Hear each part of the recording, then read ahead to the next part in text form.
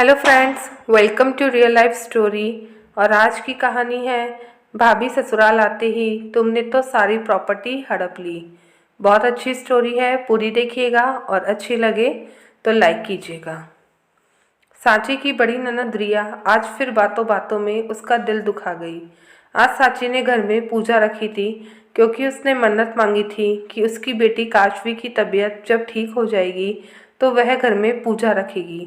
मगर उसकी ननद रिया ने ये कहकर तुम्हें तो सब कुछ आसानी से मिल गया, तुम्हें तो संघर्ष करना ही नहीं पड़ा, सबने तुम्हें हाथों हाथ रखा, अपने मम्मी पापा के पास आराम से रहती हो।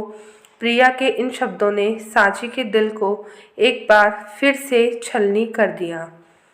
उसकी आंखें छलक आई जो काशवी से छिपी ना रह सकी और वह अपनी मम्मी से इन आंसुओं की वजह पूछने लगी। मम्मी क्या हुआ? अब तो मैं बिल्कुल ठीक हूँ, फिर आप क्यों रो रही हो? आपको पापा की याद आ रही है? काशवी अभी 15 साल की हो गई थी और सब समझती थी। माँ बेटी एक दूसरे की सुख दुख के साथी थी। काशवी ने वजह जाने बिना सांची को नहीं छोड़ा। काशवी बेटा, तुम्हारी बुआ जब से मैं शादी होकर आई हूँ हमेशा मुझसे यही कहती रहती है कि तुम्हें सब कुछ बना बनाया मिल गया, जबकि मेरी शादी में मुझे कुछ नहीं मिला और मैंने एक एक चीज़ खुद जोड़ी। ये बात सुनकर मैं पहले तो कोई जवाब नहीं देती थी क्योंकि तुम्हारे पापा का प्यार था मेरे साथ, पर और वह मुझे समझाते थे कि दीदी की शादी मम्मी ने जल्दी में कर दी थी और उस समय इतना लेन देन भी नहीं होता था, जबकि छोटी बहन की शादी में अच्छा खासा इंतजाम किया गया था, खूब दान दहेज भी दिया गया था, इसलिए दीदी ऐसा कहती है। और दोनों बहनों की शादी में लगभग 10 वर्ष का अंतर था और दीदी इस अंतराल को नहीं देखती है। पता नहीं तुम्हारी बुआ हमेशा मुझसे ही अपनी तुलना क्यों करती रहती है। अपनी छोटी बहन या बड़ी भाभी से कभी कुछ नहीं कहती, जो शुरू से ही अलग हो गई, जबकि मैं हमेशा परिवार को साथ लेकर चली।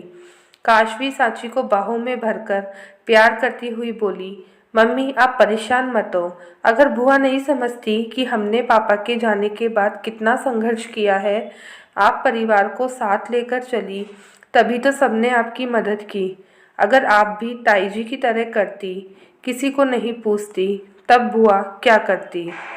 भले ही बुआ आज ना समझे, मगर कभी तो समझेगी ना कि कितनी मुश्किल से मेहनत करके आपको नौकरी मिली है, वरना हम कब तक नाना नानी जी के सहारे रहते। मैंने भी अपने पापा को खोया है, मेरी वह जगह कोई ले सकता है क्या? रिया जो घर वापस जाने के लिए अपनी भाभी सांची को बताने जा रही थी, उसने दरवाजे पर ही माँ बेटी की बातें सुन ली और उसे खुद पर ग्लानि हो रही थी और अंदर आते हुए बोली, सांची आज तुम लोगों की बातें सुनकर मुझे समझ आ गया कि मैं कितनी गलत थी। मुझे माफ़ कर दो, मैंने हमेशा तुमसे ईर्ष्या रखी।